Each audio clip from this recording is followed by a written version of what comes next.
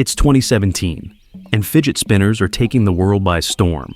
Whether you're at school, work, the mall, or just walking down the street, you can't go far without seeing people playing with them.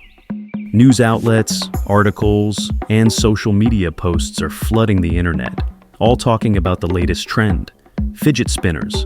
But just when the hype is at its peak, something strange happens.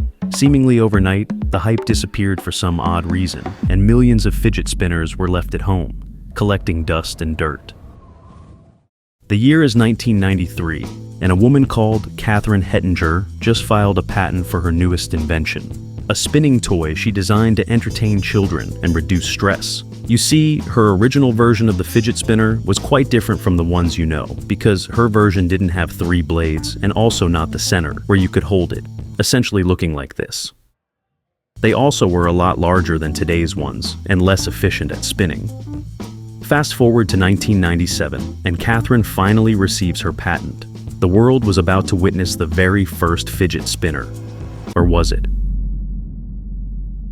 Well, due to financial problems and a lack of sales from the product, Catherine had to let the patent lapse in 2005. About 9 years later, an IT professional named McCosker started developing a new device, a spinning device called the Torqbar. The reason he designed it was very simple: to stop fidgeting during meetings. Unlike Catherine, his version of the fidget spinner looks much more like the one you know. It had the central bearing and kinda looked like a skateboard. The Torqbar was originally sold to small niche online communities and laid the foundation for what would eventually become one of the most hyped toys of the 2010s. But something unexpected happened.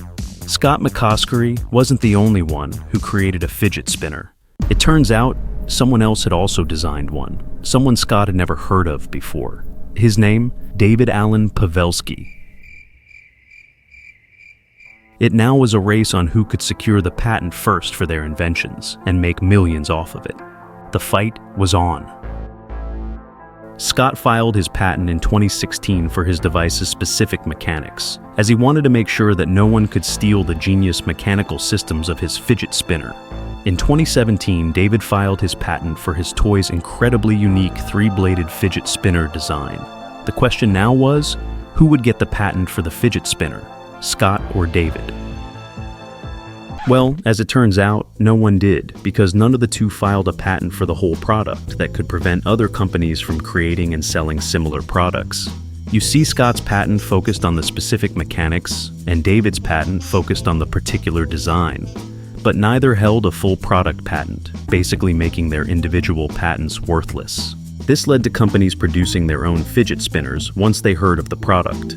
Using similar mechanical systems to Scott's fidget spinner and a similar design to David's, but little did these companies know the consequences that would emerge down the road. It's now March 2017, and people start noticing a shift in the content they receive. More and more influencers, YouTubers, and celebrities are talking about this new toy. A toy that only has one function: spinning. 2 months later, and everyone had a fidget spinner. Companies were making millions and needed to milk the hype for as long as possible. So they came up with an idea. How about we make different and more expensive versions, because one variant of fidget spinners isn't enough. Suddenly, there were thousands of different versions of fidget spinners on the market, ranging from $5 to $100 ones. One thing was clear: children, adults, and even dogs and cats loved them. Over 200 million fidget spinners sold, a $500 million market, and fidget spinners even got their own day. Everything seemed perfect. Nothing could go wrong now. December 2017, chaos emerges. You see, the fidget spinner was originally marketed as a stress reliever and a concentration-increasing toy, but something wasn't adding up, because over 30% of schools banned fidget spinners because they were a distraction for students. More and more people became skeptical and spoke negatively about the toy. The market was also completely oversaturated, with every manufacturer producing thousands of fidget spinners daily in the hopes that they could make some quick money. But there was a way bigger problem. People simply didn't care about the product anymore. The majority of customers became quickly bored and started playing with other things. One thing was clear: charts were going down, and companies were losing money while sitting on thousands of unwanted fidget spinners. More and more companies were witnessing the downfall of the fidget spinner, and there was nothing they could do except watch. By early 2018, fidget spinners had been long forgotten. What once was a beloved toy for people of all ages was now a relic of the past, and what seemed to be the hype of the century became nothing more than a fond memory for the people who witnessed the rise and fall of the fidget spinner.